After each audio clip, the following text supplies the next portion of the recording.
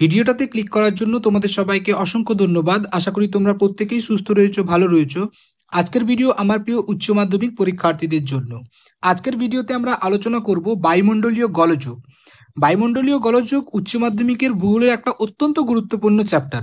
তোমরা প্রত্যেকেই জানো যে সংশোধিত নতুন সিলেবাস তোমাদেরকে দেওয়া হয়েছে, তাতেও এই চ্যাপ্টারটি রয়েছে।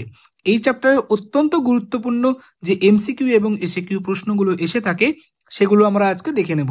কারণ এখান থেকে এই বছর 2021 সালের উচ্চ মাধ্যমিক পরীক্ষাতে অনেক প্রশ্ন দেবে। কেন? তোমরা প্রত্যেকেই জানো তোমাদের সিলেবাস ছোট করা হয়েছে, সেই জন্য এই চ্যাপ্টারটি অত্যাধিক গুরুত্বপূর্ণ 2021 সালের উচ্চ মাধ্যমিক ভূগোল পরীক্ষার জন্য। তো প্রথম এমসিকিউ কি রয়েছে? ঘূর্ণবাতের শক্তির উৎস। এই চারটের মধ্যে যান্ত্রিক শক্তি, জৈব শক্তি, জলীয় বাষ্প ও অন্তর্নিহিত লিনতাপ এবং রাসায়নিক শক্তি, এই চারটের মধ্যে উত্তর হলো জলীয় বাষ্প ও অন্তর্নিহিত লিনতাপ। ঘূর্ণবাত কেন্দ্রের বায়ুর চাপের পরিমাণ কত থাকে? এখানে ঘূর্ণবাত কেন্দ্রে বায়ু চাপের পরিমাণ 900 থেকে 950 মিলিবার হয়ে থাকে। ঘূর্ণবাতের কেন্দ্রস্থল বলা হয় ঘূর্ণবাতের চক্ষুকে। ক্রান্তীয় ঘূর্ণবাত সৃষ্টি হয় কোথায়? ক্রান্তীয় ঘূর্ণবাত সৃষ্টি হয় ক্রান্তীয় অঞ্চলে। সীমান্ত সৃষ্টির সামগ্রিক প্রক্রিয়াটিকে কি বলে? সীমান্ত সৃষ্টির সামগ্রিক প্রক্রিয়াটিকে ফ্রন্টোজেনেসিস বলা হয়ে থাকে। সীমান্তের বিনাশের সংশ্লিষ্ট পর্যায়কে কি বলে? এটার উত্তর হলো ফ্রন্টোলিসিস। ক্রান্তীয় ঘূর্ণবাতের গতিবেগ ঘন্টায় কত? ক্রান্তীয় ঘূর্ণবাতের গতিবেগ 100 থেকে 250 কিলোমিটার প্রতি ঘন্টাতে ক্রান্তীয় ঘূর্ণবাত হয়ে থাকে। ক্রান্তীয় ঘূর্ণবাতের চক্ষুর আকৃতি কি হয়? এখানে চক্ষুর আকৃতির প্রায় গোলকের মতো হয়ে থাকে। এইরকম যে ঝড়টা সৃষ্টি হয় ক্রান্তীয় ঘূর্ণবাত, তার মাঝখানে ঝড়ের চক্ষু লক্ষ্য করা যায়, যেটা অনেকটা এরকম হয়। ক্রান্তীয় ঘূর্ণবাতের চক্ষুর ব্যাসার্ধ কত হয়? ক্রান্তীয় ঘূর্ণবাতের চক্ষুর ব্যাসার্ধ 10 কিলোমিটার হয়। কিছু কিছু ক্ষেত্রে 15 কিলোমিটারও লক্ষ্য করা যায়। উষ্ণ বায়ুপুঞ্জ ও শীতলপুঞ্জ যে সীমান্ত অঞ্চলে পরস্পর মিলিত হয় সেই সীমান্তকে কি বলে? সেই সীমান্তকে সাম্য সীমান্ত বলা হয়। ক্রান্তীয় ঘূর্ণবাত দেখা যায় কোথায়? ক্রান্তীয় ঘূর্ণবাত যে মেঘে দেখা যায় সেটা হচ্ছে কিউমুলাস মেঘ। মেঘের যে 8টা ধরন রয়েছে তার মধ্যে এই কিউমুলাস মেঘে ক্রান্তীয় ঘূর্ণবাত লক্ষ্য করা যায়। ক্রান্তীয় অঞ্চলে ঘূর্ণবাত নিয়ন্ত্রিত হয় সমধর্মী বায়ুপুঞ্জের মিলনের দ্বারা। ক্রান্তীয় ঘূর্ণবাতের চক্ষুর চারিদিকে মেঘের দেওয়ালকে কি বলা হয়? Spiral band. মেঘের যে দেওয়াল থাকে ক্রান্তীয় ঘূর্ণবাতের চারিদিকে সেটাকে বলা হয় স্পাইরাল ব্যান্ড। ক্রান্তীয় ঘূর্ণবাত সৃষ্টির ক্ষেত্রে সমুদ্রপৃষ্ঠের উষ্ণতা কত ডিগ্রি হওয়া প্রয়োজন? 27 ডিগ্রির বেশি হওয়া প্রয়োজন সমুদ্র তটের উষ্ণতা। ক্রান্তীয় ঘূর্ণবাতের ব্যাপ্তিকাল কি? ক্রান্তীয় ঘূর্ণবাত কোন কালে বেশি লক্ষ্য করা যায়? এটা লক্ষ্য করা যায় গ্রীষ্ম ও শরৎকালে। সর্বাপেক্ষা বিধ্বংসী প্রকৃতির যে ক্রান্তীয় ঘূর্ণবাত রয়েছে সেটা হলো টর্নেডো। হ্যারিকেন কোথায় সৃষ্টি হয়? হ্যারিকেন সৃষ্টি হয় ক্যারিবিয়ান সাগরে।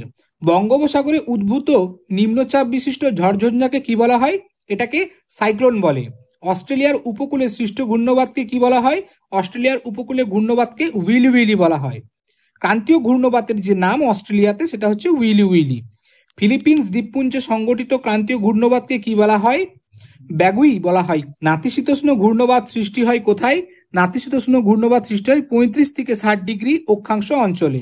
নাতিশীতোষ্ণ ঘূর্ণবাতের একটি নাম কি?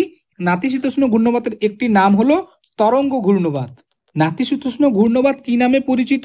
নাতিশীতোষ্ণ ঘূর্ণবাত মধ্য অক্ষাংশীয় ঘূর্ণবাত নামে পরিচিত, এর অপর নাম।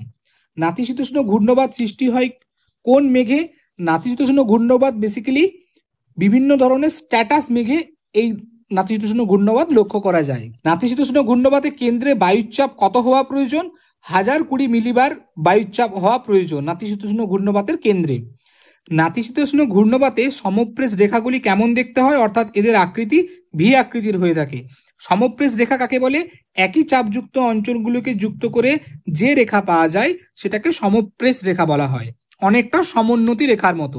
সমোন্নতি রেখার ক্ষেত্রে একই উচ্চতাযুক্ত স্থানগুলোকে যুক্ত করে যে রেখা পাওয়া যায় সেগুলোকে যেমন বলা হয় সমোন্নতি রেখা, তেমনি একই চাপযুক্ত অঞ্চলগুলোকে যুক্ত করে পাওয়া যায় সমপ্রেস রেখা। নাতিশীতোষ্ণ ঘূর্ণবাতে ব্যাস কত থাকে? নাতিশীতোষ্ণ ঘূর্ণবাতে ব্যাস 300 থেকে 1500 কিলোমিটার পর্যন্ত থাকে। নাতিশীতোষ্ণ ঘূর্ণবাতে বায়ুর গতিবেগ ঘন্টায় কত থাকে? 50 কিলোমিটার বায়ুর গতিবেগ ঘন্টায় থাকে। প্রতিপ ঘূর্ণবাত সৃষ্টি হয় কোথায়? এটা হিমমণ্ডল ও নাতিশীতোষ্ণ মণ্ডলে সৃষ্টি হয়ে থাকে। উষ্ণ প্রতিপ ঘূর্ণবাত লক্ষ্য কোথায় করা যায়? উষ্ণ প্রতিপ ঘূর্ণবাত লক্ষ্য করা যায় উপক্রান্তীয় অঞ্চলে। শীতল প্রতিপ ঘূর্ণবাত লক্ষ্য করা যায় কোথায়? শীতল প্রতীপ ঘূর্ণবাদ লক্ষ্য করা যায় মেরু অঞ্চলে।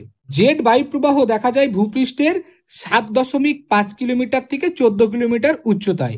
জেট বায়ুর আবিষ্কর্তাকে সি.জি. রসবি। এল নিনো সংগঠিত কখন হয়? এল নিনো সংগঠিত হয়ে থাকে ডিসেম্বর মাসে।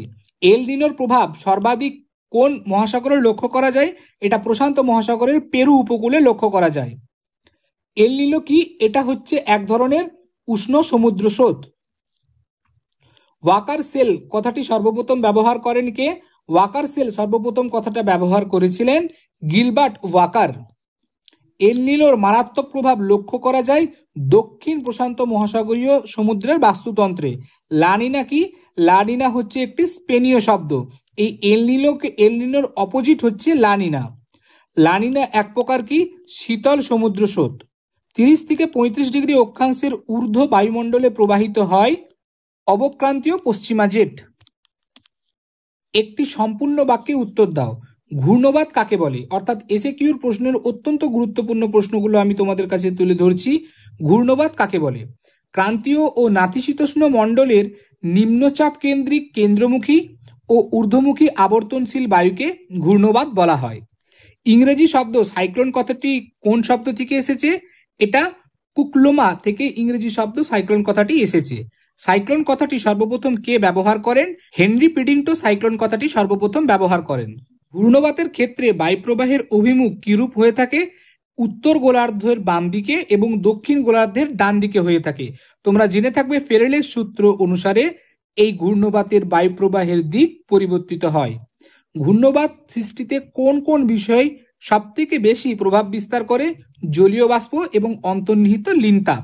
সীমান্ত বা ফ্রন্ট কি? যখন দুটি ভিন্নধর্মী বায়ুপুঞ্জ তথা উষ্ণ বায়ুপুঞ্জ এবং শীতল বায়ুপুঞ্জ যখন একে অপরের সাথে মিশে, সেই জায়গাটাকে আমরা কি বলবো? সীমানা বা সীমান্ত।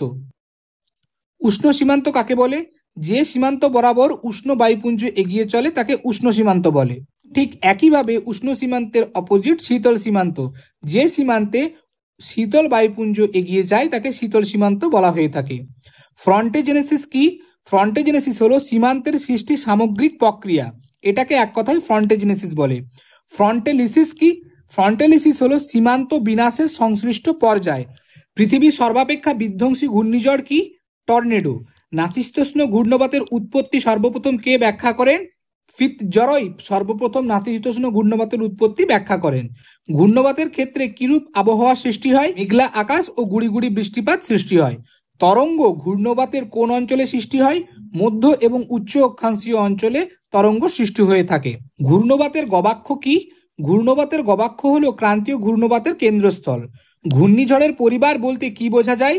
নাতিশীতোষ্ণ অঞ্চলে একাধিক ঘূর্ণিঝড় সৃষ্টি হওয়ার ঘটনাকে ঘূর্ণিঝড়ের পরিবার বলে।